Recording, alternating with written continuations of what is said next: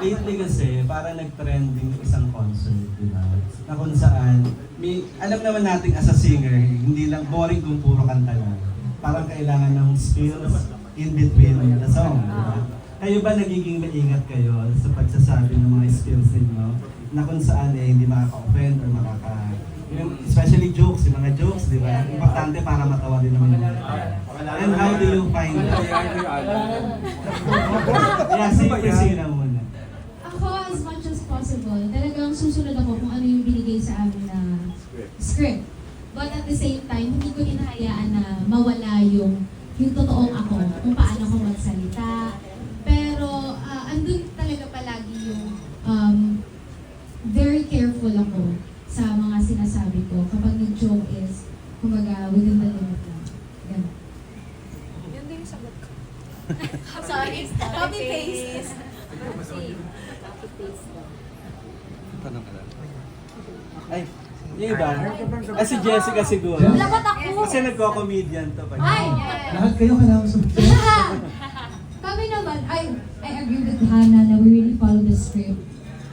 Na bibigay talaga sa amin. But sometimes kasi pag kailangan mag-stretch or something, like we really have to say, you know, like our own, words. So, kami talaga, we really try to be ourselves lang. Ako, I'm really funny kasi talaga. So, I'm funny. Pero pinapakita ko talaga.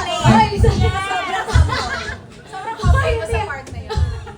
may pagka-funny or comedian kasi talaga ako. So, parang natural yan sa akin. So, sa concert po, lumalabas po talaga siya. Tapos, careful naman din ako sa mga sinasabi ko na dapat very good pa din ako hanggang dulo. Basta kumawa lang din po sila. Very cool. Likewise din po, the stage is, to be on a stage is a responsibility.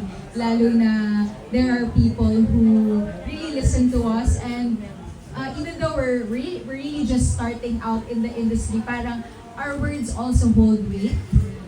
And meron kami mga taong pwedeng ma-influence sa kung ano po yung mga sinasabi namin. So of course, we take great care in thinking of what we say. But also, like ako, hindi naman po comedian. So I think iba din kasi yung standards na binibigay natin sa comedians in the industry. Iba din naman yung pwede nilang masabi na hindi namin pwedeng sabihin. I guess yun. Well, katulad lang din naman po ng sinabi nila. Kami yan, kailangan po talaga namin maging responsible sa kung ano man sasabihin namin. And of course, kailangan din po na papakatotoo na lang po kami kung sino ba talaga kami. Na wala po kami tinatapang eh. Gusto to, duet. Panggalak. Kakantahan ko. Serenade. Serenade! Ayun. Gusto ko sabay pa kami.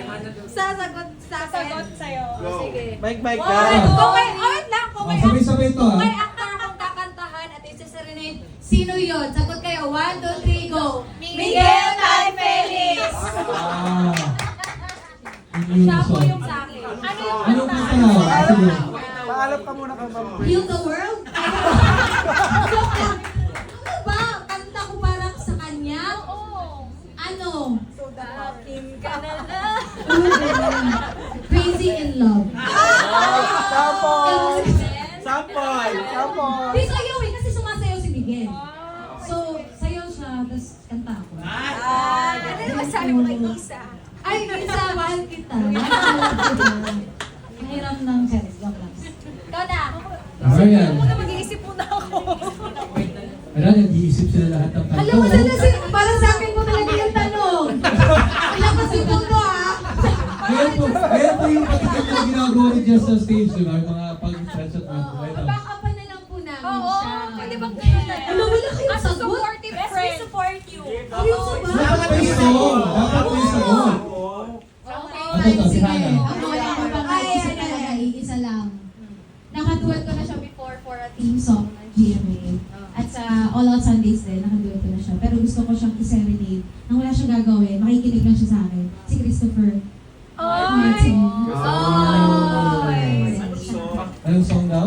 Ano? Pangboy dapat, no? Anong song? Ano yun?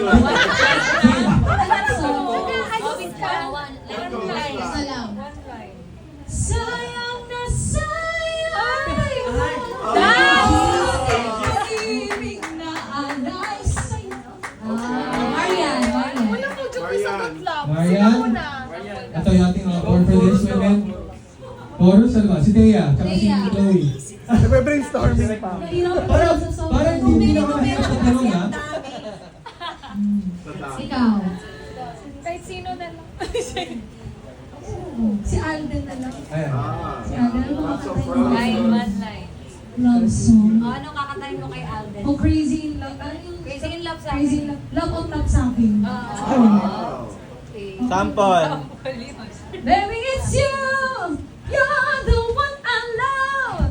You're the one I need! You're the only one I see! Teya, set Thea sa na. Kailangan may sample din, ha? Kasi mahal. Ako siguro. Kantahin mo muna. Tapos, Kantahin ko muna yung gusto oh, kong kasi mention mo sino.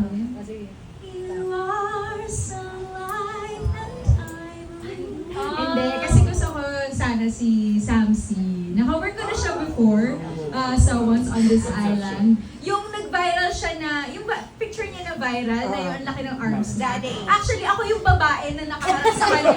Legit! Ako yung babae dun sa picture na yun. Sabi ko, Sam, di mo man lang ako pinaganon. Parang sumamalon yung mukha ko dun sa picture mo na nag-viral, di ba? Or sana nilagay ko yung username ko dun para nag-viral yung picture sa mami yung font. Anyway, si Sam Concepcion. And it's funny kasi when we worked together last year, sinabi ko pa sa kanya na pinilahan ko siya sa SM San Lazaro nung bata pa ako. Meron siyang contract signing sa first album niya.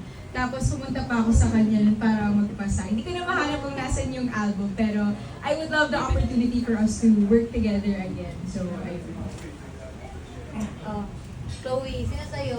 Okay, kung meron man ako isa serenade. Mateo. Hala! Siguro si Donnie Pangilinan.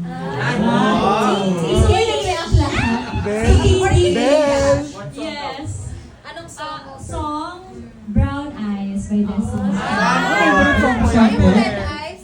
Charot. Okay, sample. Sample, bro. I know that he loves me cause he told me so. I know that he loves me cause his feelings show. When he says to me, you see he cares for me. You see how he's so deep in love. Everyone sing. Concert. Thank you so much. Ay, siya. Oh, ay, may sagot na ako. O sige, ikaw na. Ikaw muna, Marian. Automatic ka, may sagot agad, ha? Oo, kasi mga fans ko po, matagal na po nilang ni-request talaga. Ang twin ko, si Ate Jonah. Kasi parang katimbre ko daw, parang naririnig ko rin actually sa mga songs niya. At gusto ko rin talaga siya mag-meet kasi never ko pa na-meet si Ate Jonah. So, Ate Jonah, pahalman! Ana. Okay, parang sa pagkakaalala ko kasi, may nagsabi sa akin before, parang 4 years pa lang ata ako sa PMA pa. Nagsabi sa akin na yung growth ko sa show business, para daw akong si Ate Clarice. Na, kamukha pa rin po ba? Hindi, parang ganun daw na, Ayun pala si Mo.